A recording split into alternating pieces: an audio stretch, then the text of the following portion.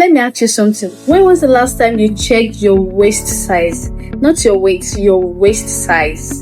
And this is because right now, 1 in 3 persons have a condition that silently raises their risk of heart disease, stroke, and diabetes all at once. And the reason why you don't know about this condition is because it has no symptoms. And this condition is known as metabolic syndrome. I guess you don't know about it, right? What is metabolic syndrome? I'll be right back.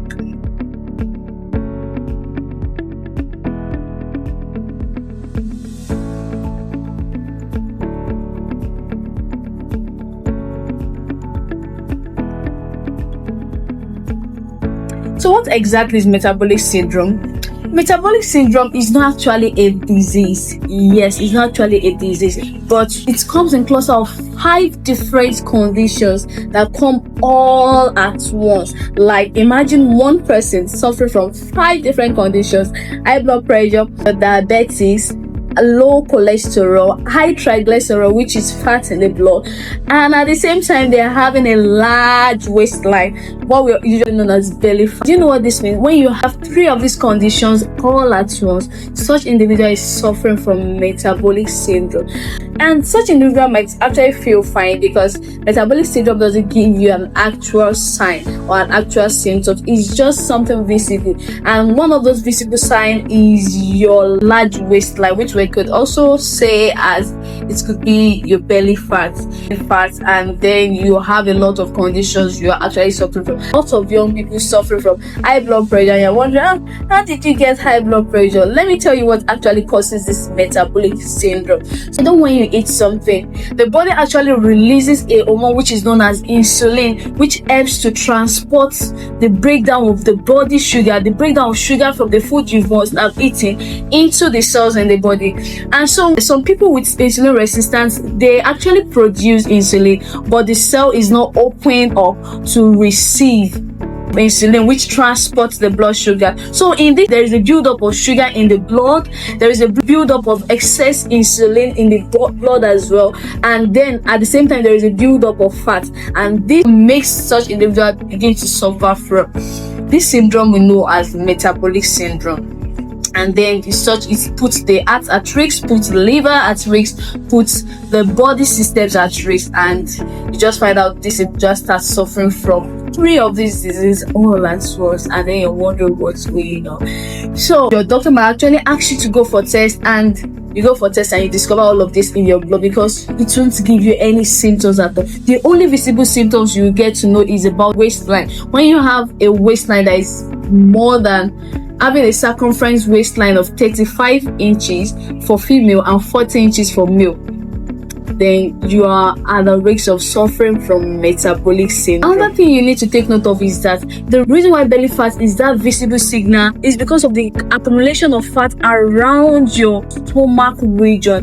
The fat found around that place is known as visceral fat, and this visceral fat also drives insulin resistance as it hinders the cells from taking up insulin, which transports the sugar into the cells. So this causes such individuals to be at the risk of increased blood sugar, at the risk of high blood pressure, at the same time at the risk of high fat in the blood system. And some other conditions also makes one at the risk of metabolic syndrome. Some conditions like chronic stress, if you are such person that undergoes a lot of stress, you'll be at the risk of metabolic syndrome. And if you're such person that you have a belly fat and you're like, oh, I don't need to work on it, please, you need to work on it, because there is an accumulation of fat that hinders the intake of insulin into your body cells, and this in turn could make you at the risk of metabolic syndrome. So this is the more reason why you need to ensure that your waistline is not more than 35 inches as a female and 40 inches as a male. And how do you manage yourself if you're kind of developing metabolic syndrome? One way to manage your risk of getting metabolic syndrome is ensuring you watch your diet. Do not consume a lot of carbohydrates, a lot of fats. You need to reduce all of that, especially when you start to discover that you store a lot of fat around your stomach region. You need to take note of that, because that in turn would affect your insulin intake, and of course it becomes visible along your waistline.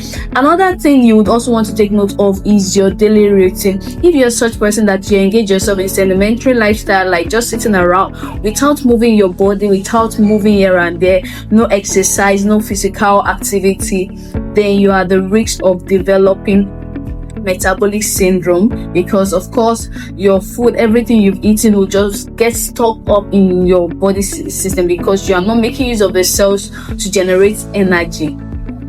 And then another risk for this is chronic stress, because of course chronic stress causes elevated cortisol, which in turn affects your blood pressure, and then it makes you become at the risk of metabolic syndrome. Another thing you'd also want to take note of is that you have a good amount of sleep. Like, you don't want to risk your sleep for anything. You ensure that you have a proper good routine sleep. Like, do not miss your sleep for anything. And of course, you would reduce your risk of developing metabolic syndrome. You could also check yourself if you are at the risk of metabolic syndrome by checking out what your waistline is telling you. If your waistline is more than the normal inches that it is for female or male, and if you are not the kind of even if you are an obese person, you need to work on yourself. Try to lose weight as much as you can.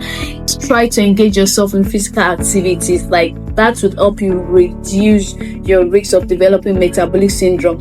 And of course, most people actually wait for symptoms to appear before they take their health very seriously. Some are saying, am I sick? Please, you don't need to be sick before you try as much as possible to monitor whatever is happening around your body. Walk around managing your body size, your body weight, so you are fit, and then you're reducing the risk of developing this syndrome. I hope you're able to learn one or two things today. Please don't forget to like, share, and make your comments. I'll be expecting to see your comments. Bye.